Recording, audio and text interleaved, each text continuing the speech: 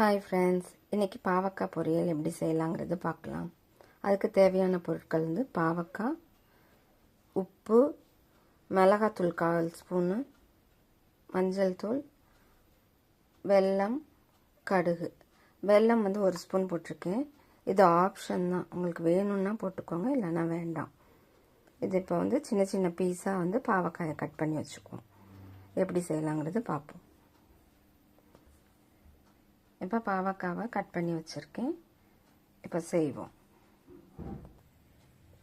இப்போ வாணலி வச்சுருக்கோம். வாணலியில் கொஞ்சமாக எண்ணெய் விடணும்.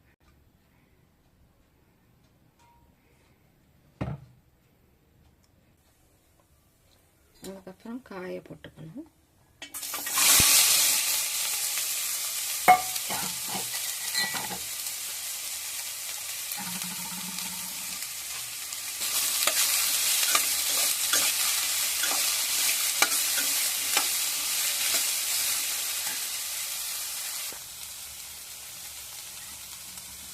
நல்லா ஒரு 5 மினிட்ஸ் வணங்கணும்.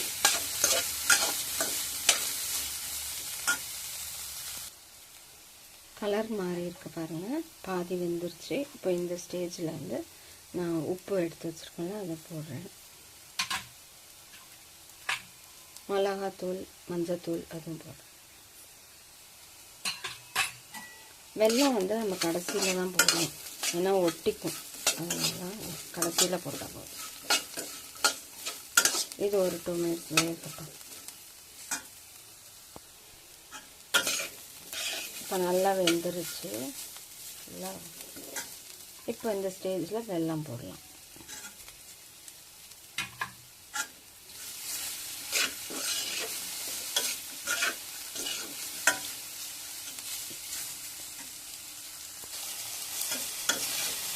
வெல்லம் நல்லா உருகிருச்சு. ஒரு 2 மினிட்ஸ் கலந்துட்டு அடுப்பை ஆஃப் பண்ணிடுவோம்.